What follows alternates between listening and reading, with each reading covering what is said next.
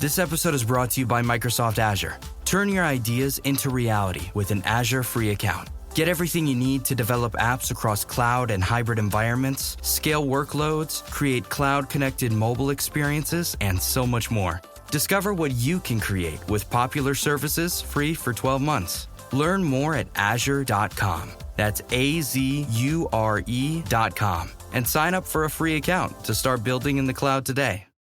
This is where projects come to life. Our showrooms are designed to inspire with the latest products from top brands, curated in an inviting, hands-on environment, and a team of industry experts to support your project. We'll be there to make sure everything goes as planned, from product selection to delivery coordination. At Ferguson Bath, Kitchen and Lighting Gallery, your project is our priority. Discover great brands like Brizo at your local Ferguson showroom. Throw the best birthday party ever that your child will always talk about. Big Air Trampoline Park inside Fieldhouse USA at the Polaris Mall can do just that. Award-winning birthday party packages start at just $300. And all birthday parties include pizza, drinks, a party room with a party host, grip socks, printed invitations, and all 40 attractions at Big Air Trampoline Park. It's a birthday party you and your kids will never forget. Book your party today. Big Air Columbus, where the fun never ends. Visit BigAirUSA.com/Columbus for details. Thanks for choosing this free Anfield Index podcast. If you'd prefer to listen to this or any of our other shows without adverts, then now's the time to check out Anfield Index Pro. With AI Pro, you can supercharge your entire listening experience. You'll not only get all of our podcasts without the ads, but you'll have them far faster with our Quick Publish feature available exclusively for subscribers. AI Pro also puts you in the heart of our sound studio, with an option to listen to many of our shows live and interact with the podcasters in real time as the shows are recording. Upgrading couldn't be easier. AI Pro is available on all popular podcast platforms.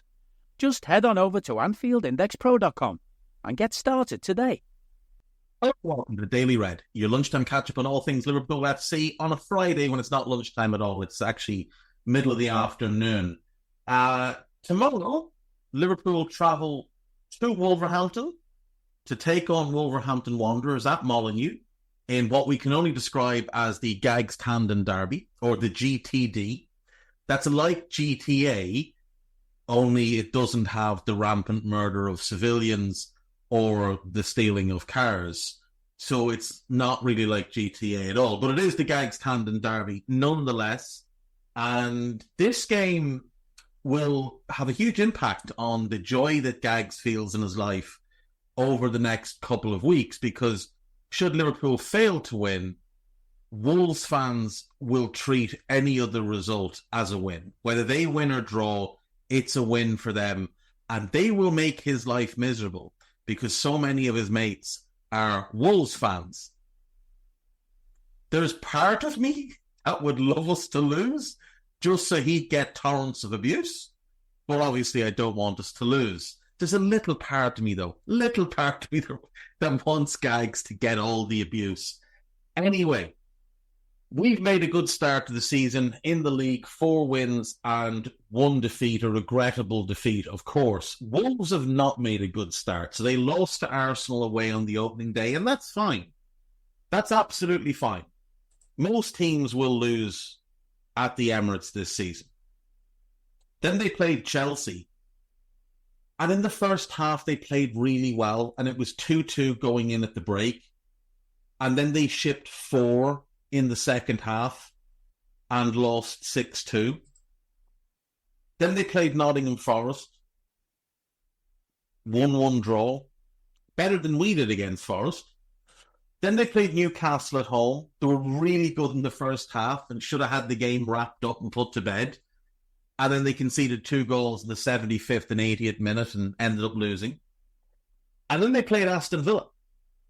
And again, they were really good in the first half.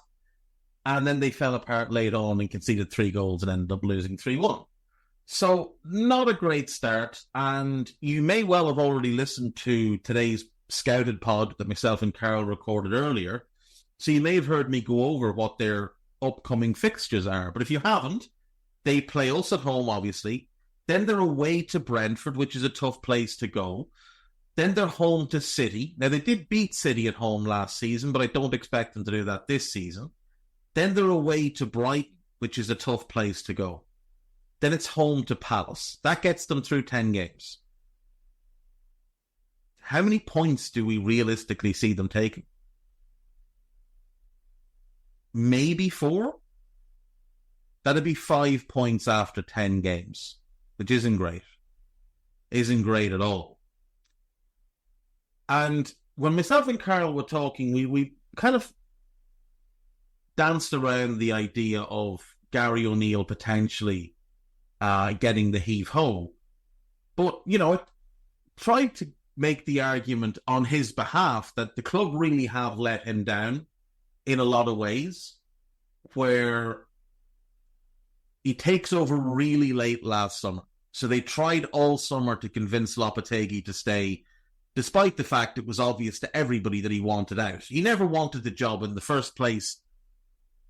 When they decided to sack Bruno Lage, they waited months for Lopetegui and almost blew their own season by having unqualified, incompetent caretaker managers, one in particular. And Lopetegui comes in, results improve a bit, they bore their way through the end of the season. It's very clear the vibes are not good at the club. And then it's very clear by the end of the season that Lopetegui feels like he's made a significant mistake and he wants out. And there's reporting from the May of that season that Lopetegui didn't want to continue. So they could have made the move then to say, okay, you know what? No harm, no foul. We tried it. It didn't work. Best of luck in your future endeavours. We have Gary O'Neill already lined up because we know Bournemouth are replacing him with Iraola. So let's go and appoint Gary O'Neill straight away. Get him in, get him to run pre-season, allow him involvement in the recruitment, and we'll be well prepared for the new season. Instead, they let Lopetegui have a large say in the recruitment. They let Lopetegui run pre-season. Lopetegui has a very different view of the game to Gary O'Neill. So when O'Neill takes over, the players are already conditioned to play a different way to how he wants to play. And he's had very little say in any of the recruitment. And then Matheus Nunes, who's one of the best players of the club at that point, leaves. Ruben Neves has already left that summer. Nathan Collins has already left that summer. So O'Neill is immediately on the back foot. And last season, to their credit, Wolves survived. They survived. They finished 14th.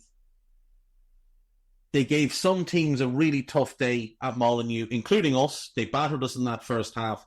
They beat City. They beat Spurs. They beat Chelsea. They wiped the floor with the Ev. They were a tough team to beat at their place last season. And then this summer, they sold Neto, they sold Kilman, and they didn't really replace either of them.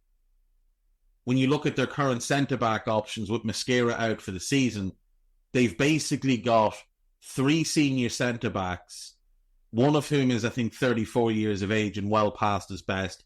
One is largely unproven in the Premier League in Santiago Bueno, and the other is Toddy Gomes, who I still have no opinion on. He played 30-odd games last year, about half the season the year before, and I still don't know if he's good or bad, because sometimes you can watch him and he looks good, and sometimes you watch him and he looks really, really poor. So I don't know what to fully make of him. That's their centre-back core now with Mosquera out. And then they've got 2 young kids, one they brought in the summer and one that's come through their academy.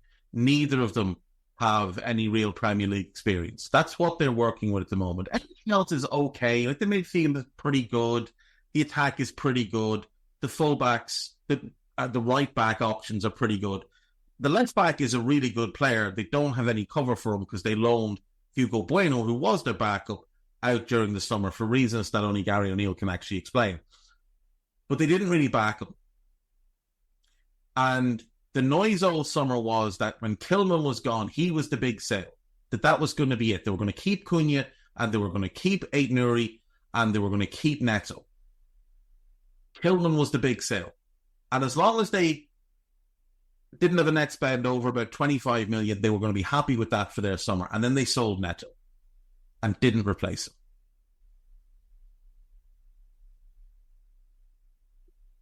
So to sack Gary O'Neill in these circumstances would be very, very harsh. Very tough start to the season, hasn't been backed at all financially by the club, and has had, inclusive of the summer he was hired, but before he was actually hired, have had Neves, Nunes, Kilman, and Neto walk out the door.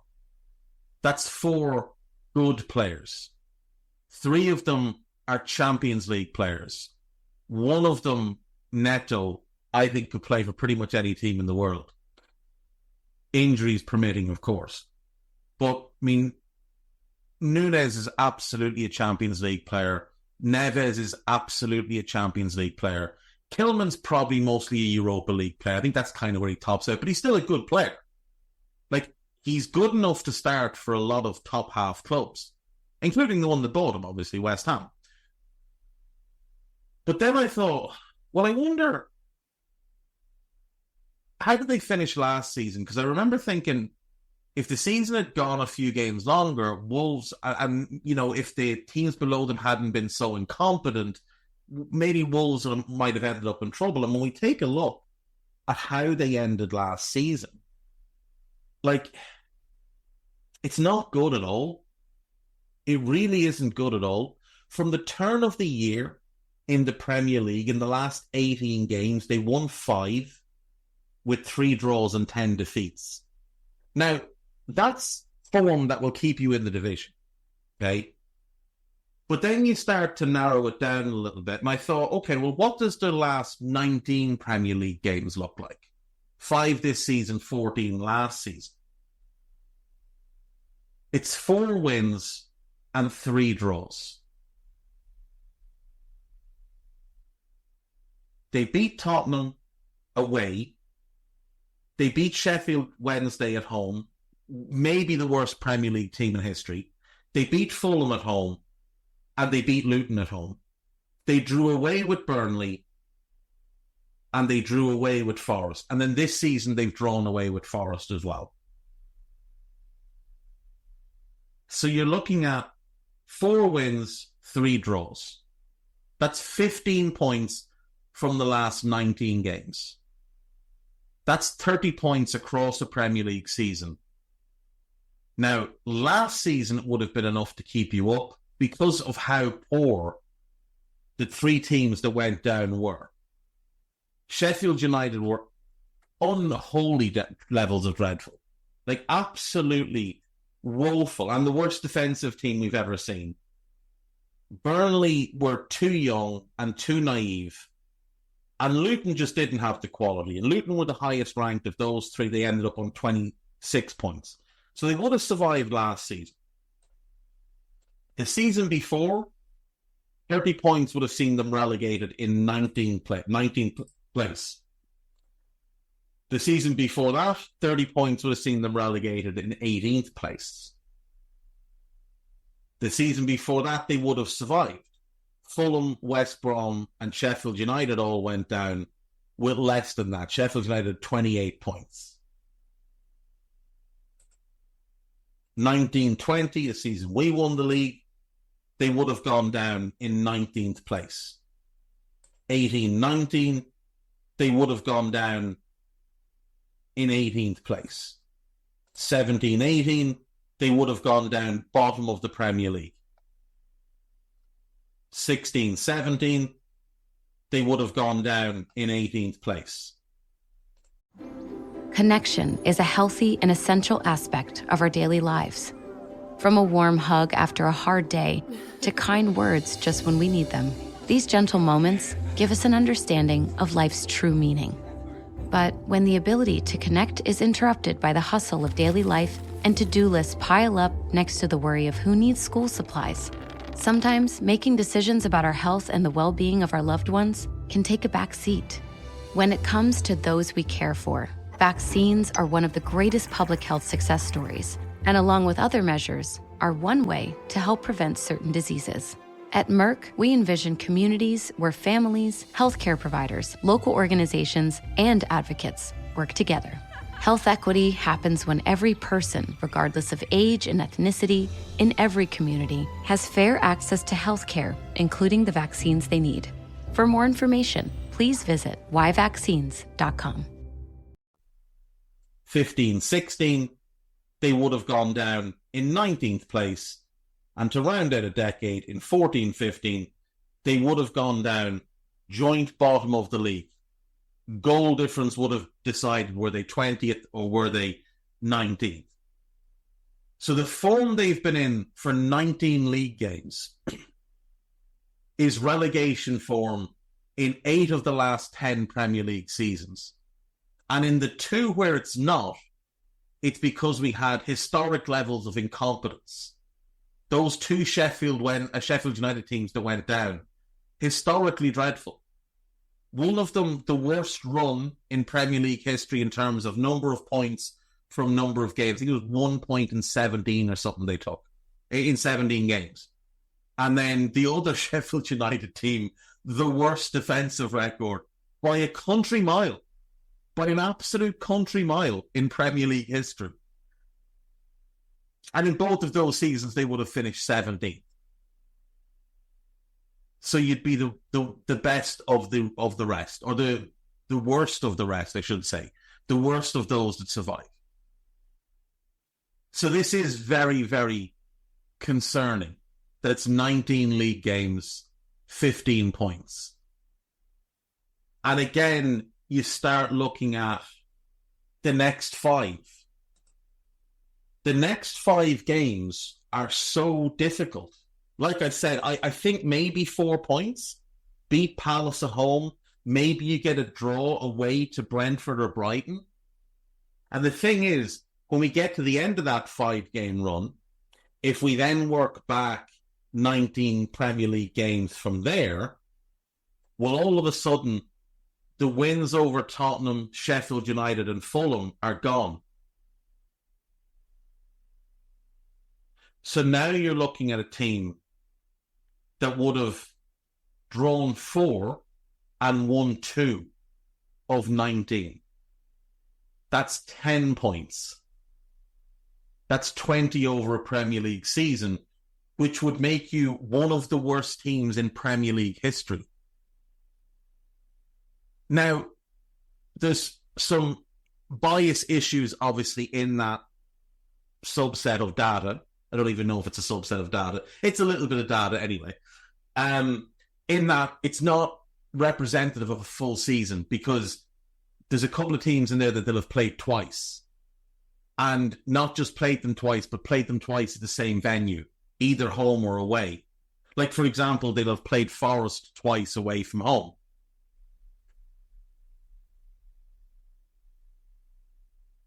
They'll have played us home and away.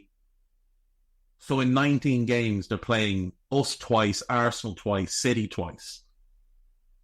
That's where it gets a little bit ropey, is that you're factoring those games in twice, when you would only play normally each team once in that 19 games. So it's not obviously any kind of exact science, but it is representative of a team in a bit of a rut. There's more than enough talent for them to turn it around. You look at the midfield group. Now, Boubacar Traore is out at the moment, probably until the new year. But you've still got João Gomes, Andre Trinidad, Mario Lemina, Tommy Doyle, and Bellegarde. That's 5 good players in midfield. That's 5 good players. And when Traore comes back in January, all of a sudden, that's a very, very strong 6-man group.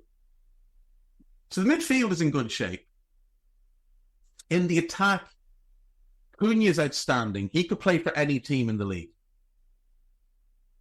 Hwang is a good player. Strand Larsen looks a good player. You've got the possibility that at some point in the season, Kalasic will come back and give them another striking option. You've got young Rodrigo Gomes that they brought in the summer. You've got Carlos Forbes, they brought him into the summer on loan. And you've got Pablo Sarabia. And you've got Gonçalo Guedes. So again, it's a strong group of forwards. It is lacking another of the Cunha level, which Neto was for them. Like, they had the two of them, two elite level attackers. Now they only have one. Like I said earlier, the fullback situations, at right back, you've got pretty good options. You've got Nelson Semedo. You've got young Pedro Lima, who looks a player. Matt Doherty, who I'm not a big fan of, but he's grand. So that's grand. Right back, grand. Left back, Nuri's excellent. Could play for anybody. There's no cover. But there's just nothing at centre-back. There's no one Wolves centre-back that you look at and think, oh yeah, he could play for a higher level. Like, you certainly wouldn't look at Dawson and think it. You certainly wouldn't look at Toddy Gomes and think it. I don't know if Mosquera's that level. We saw 5 games. And he looked a bit wild in a couple of them. And Santiago Bueno has very little Premier League experience. But I do think he's good. I just don't know if he's a good Premier League defender. And then you've got these two youngsters. That's the big issue for them. They've got this gaping hole now at centre-back. It's not that they have one and no partner. Like last season, they had Tillman, but no quality partner for him because they'd sold Nathan Collins rather than allowing that partnership to develop. Now there's just nobody. And the goalkeeper's grand. I mean, Sam Johnston is a reliable, consistent goalkeeper. And then Jose Sa as a backup is fine. But when your centre-back situation is as bad as theirs, when you're a left-back injury away from having to move Matt Doherty over there or Nelson Semedo over there, which weakens you at both full-back spots because neither of them are as good. Let's say it's Semedo moves across, which he has in the past. He's not nearly as good as Aït-Nouri, and whoever's coming in at right-back is not as good as him. So now you've weakened both positions with one injury. At least if it was Aït-Nouri out and Hugo Bueno comes in, he's an actual left-back. But he's not nearly as good as Aït-Nouri, but your right-back is still your right-back. And then, like I said, you've got that one issue in attack where you don't have that outlet ball. You don't have that elite-level winger, which you had with Neto. And I know he had the injury issues and whatever, but you can look at their form with and without him. They're like different teams.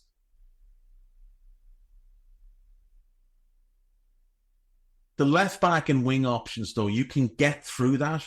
You can't get through a Premier League season with your centre-backs looking like this. You just can't. And ultimately, that's probably what's going to be their downfall. And what's going to potentially lead to Gary O'Neill getting the heave-ho. Because as I said, if they only take 4 points from the next 5 games, when we start tracking back 19 games, just look at a sample size of half a season, you're looking at a team that's on track to take 20 points in a Premier League season. Maybe 25, 26, given the unbalance in the fixtures. But that's not enough to stay up. The current sample size, which factors in those 3 wins, still isn't enough to keep you up 8 seasons out of the last 10. So while it would be harsh to sack Gary O'Neill, it ultimately wouldn't be hugely surprising when you just take a look at how their form has been over the last half a season's worth of games. And I mean, even in that time, that takes us back to the 17th of February, that game against Tottenham, the first game of the last 14 of last season. After that, they did beat Brighton in the FA Cup and then lost to Coventry in the FA Cup. A game in which they were 1 down, then went 2-1 up on 88 minutes, and then conceived to lose the game at home to a championship team. It's not good at all. In the League Cup this year, They beat Burnley, championship team, and then lost at Brighton. So it's not like there's even been other form that we can look at with them. We should be going there tomorrow and winning this game. We absolutely should.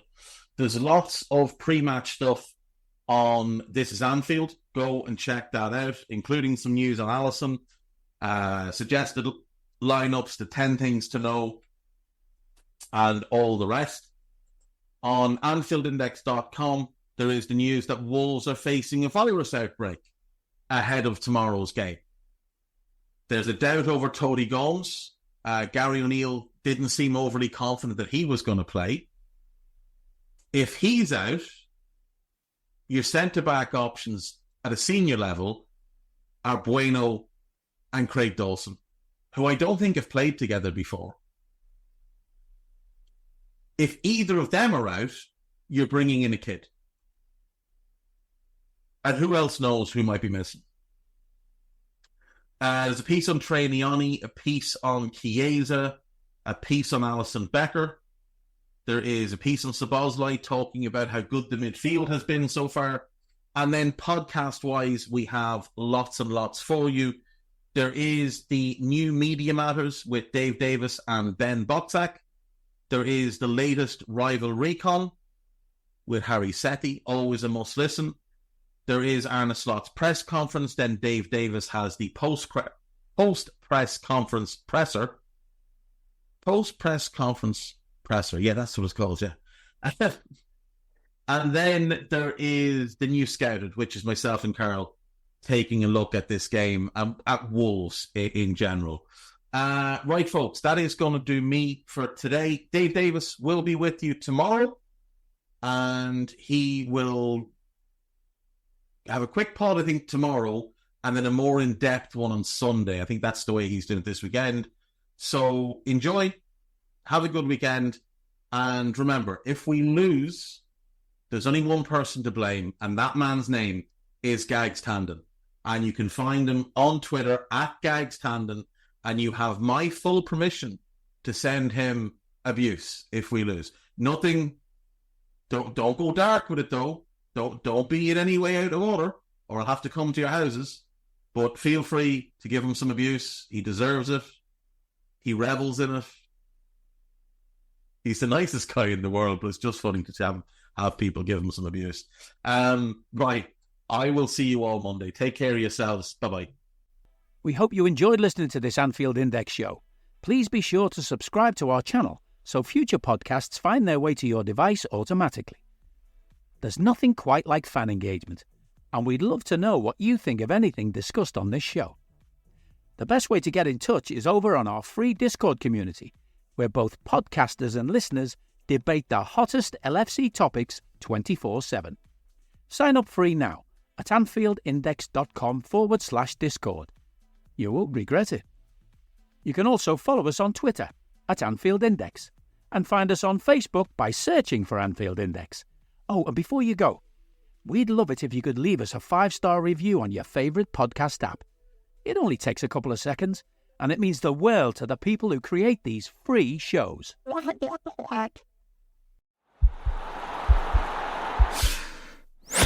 This podcast is part of the Sports Social Podcast Network.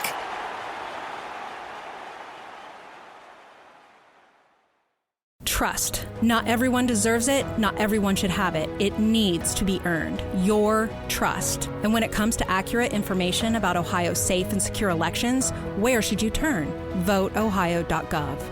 VoteOhio.gov is the source for providing you with the facts and real information about elections. So no matter where you are, what you do, or who you choose, get the real facts about Ohio's elections. VoteOhio.gov, your trusted elections source. Sponsored by the Ohio Secretary of State, Frank LaRose.